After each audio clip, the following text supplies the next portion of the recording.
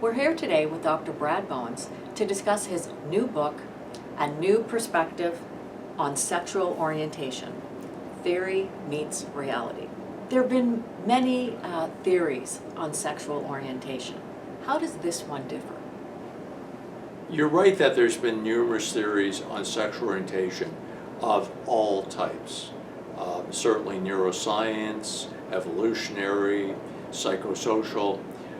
One of the key factors with these, though, is that the theorizing totally outstrips the evidence.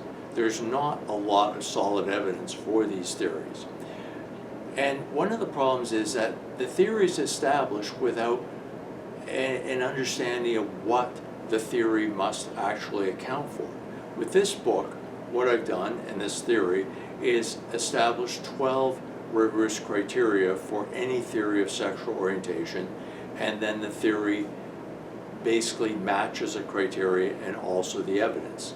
I won't go over all the criteria now, but some of them are discrete versus continuous, whether it's a discrete understanding or a continuous spectrum approach, whether it's behavior versus an understanding in terms of identity, accounting for homoerotic behavior in animal species.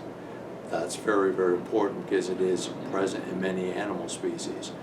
Also, separating gender from sexual orientation because they often get really muddled. The subtitle, Theory Meets Reality, is intriguing. Can you elaborate? The various theories that have been generated often are really short in terms of the evidence. This is an academic book, and it really looks at the evidence, and it is just not there. So the reality in terms of evidence, there's often no support. So when you bring theories to the evidence, they don't match up well. With the theory that I propose, I've been very careful to look at the evidence as extensively as possible, and it does fit with the available evidence. In your book, you stress how sexual orientation is normally expressed in discrete terms when it's actually continuous. Can you contrast those two versions? All through the literature, there's discussion of homosexuality and heterosexuality, which really are referring to discrete identities.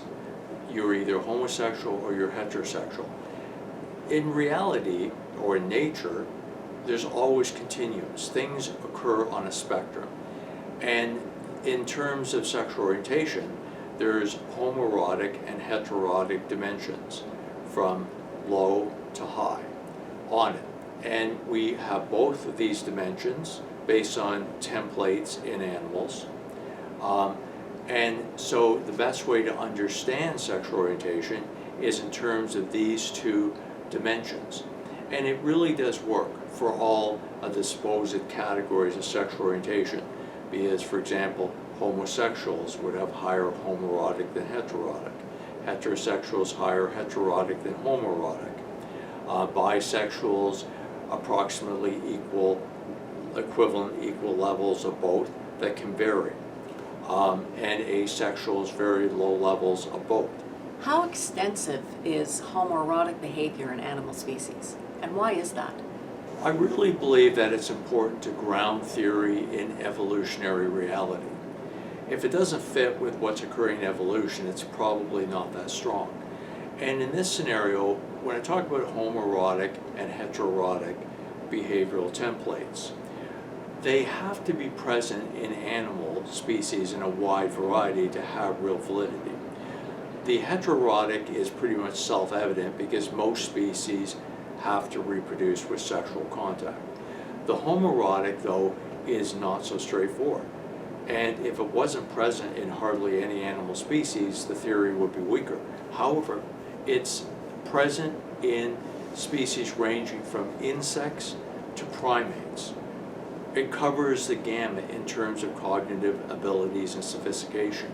And it serves a variety of functions that are evolutionary enhancing.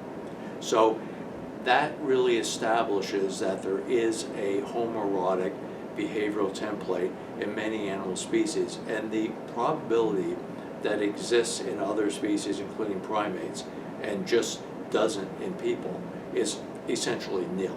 You discuss a 4-component approach to sexual orientation in your book. What are those components? Not surprisingly, given what I've just talked about, the first component is homoerotic and heteroerotic dimensions present in everyone. The second component is activation, deactivation of those dimensions. It's often thought that that sexual orientation capacity just exists, but it's often activated and deactivated, and that aligns with how the brain operates in terms of activation, deactivation, and also how circumstances can elicit sexual orientation behavior. So what typically occurs is that the dominant dimension in a person is preferentially activated, but the less dominant dimension can be by certain circumstances. For example, same-sex schools have been found to lead to more homoerotic behavior that then returns to more normal levels away from that setting. I also cover sexual abuse, which has very complex effects on sexual orientation behavior related to activation, deactivation, in my opinion. The third component is erotic fantasy. And this has been something that's been really neglected in most theories of sexual orientation, because we, at least humans, have a capacity to fantasize, and fantasy drives sexual orientation behavior. It's so powerful that it probably constitutes a whole layer of sexual orientation beyond behavior, but a key factor is that it activates sexual orientation behavior. If you have fantasy, let's say about a homoerotic theme, it tends to activate that. The fourth component, and it's a little different but very important, is social construction. It's how we understand it. And I apply a soft form of social construction that there is an objective reality, but how it's understood varies. And currently we're in an era of these discrete homosexual and heterosexual identities, and that has a tendency to deactivate the non-dominant dimension because it produces a conflict. If you're heterosexual, how can you have a homosexual fantasy or behavior? It tends to deactivate it. And those 4 components really comprehensively explain sexual orientation.